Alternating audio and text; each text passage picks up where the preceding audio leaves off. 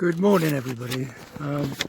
As I'm in isolation, I thought I'd just do you a little walk around our garden today.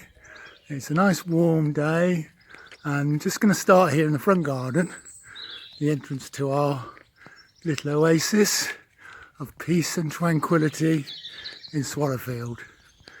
On the left here is our Photinia, lovely beautiful red leaves, and the entrance to our drive. We have a little bench out the front. Nobody ever sits on it, it's just a bench. And then on the left hand side is one of my favourite trees of all time, silver birch. Love silver birch, especially the bark. As you can see, it just peels off like paper. This is our little house and our front garden, and we move round in flower here, a nice prunus, beautiful colour, no scent but beautiful colour. Moving round now to the side path, there's camellia here, beautiful red camellia.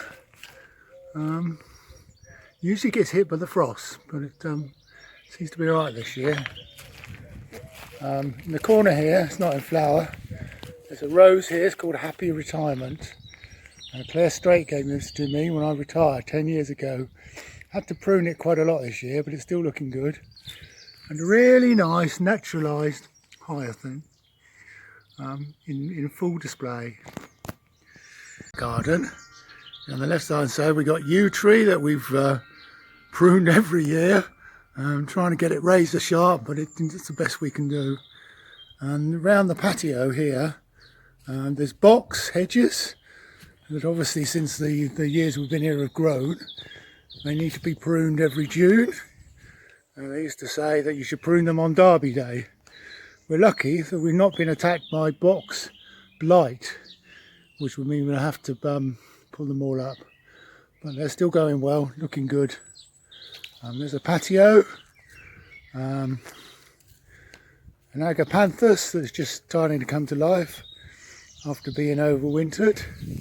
And as we move further down the garden, we have a naturalised area of daffodils, and you need to leave those for 6 weeks to die back before we prune that grass.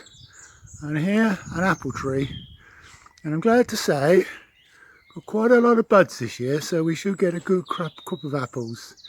They should be coming out next year. We move down the garden, further down the garden. There's a little dark area on the left. Not a lot of interest down this area, apart from hidden away, just in the back here, is a little robin's nest. Unfortunately at the moment, there doesn't seem to be a robin in there. But it's definitely made a nest there. The front area really, because of a statue, is where we really grow our flowers. So this is really just a flower border.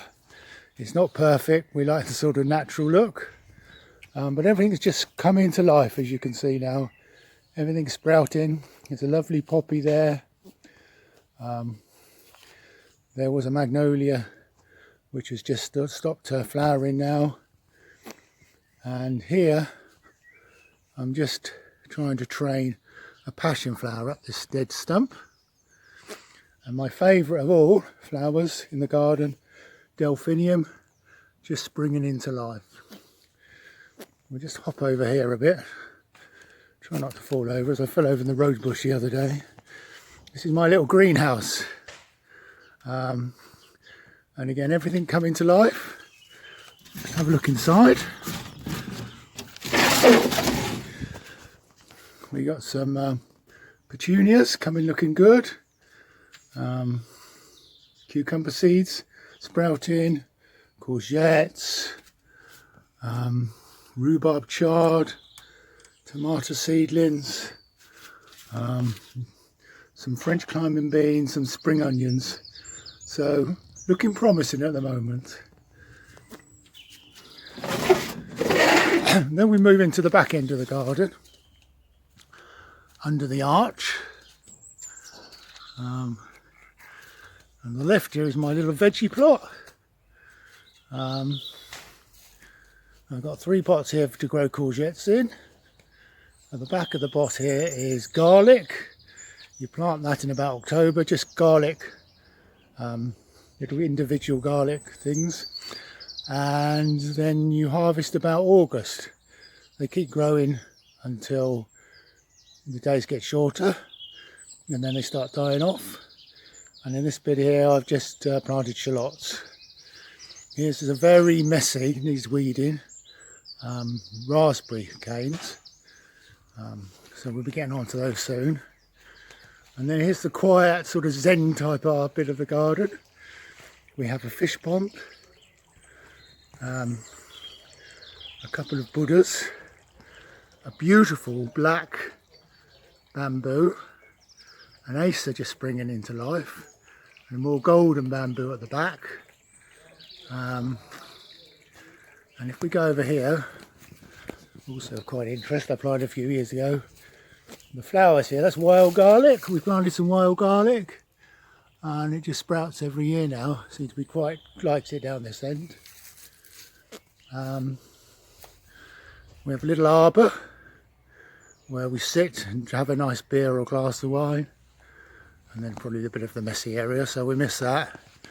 And I'll just take you back up the garden path, because just about nearly in full bloom is our wisteria, and I wish I should share the smell. The smell is amazing.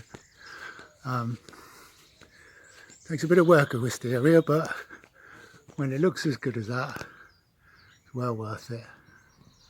So that's just our short tour around the garden. Stay safe, everybody.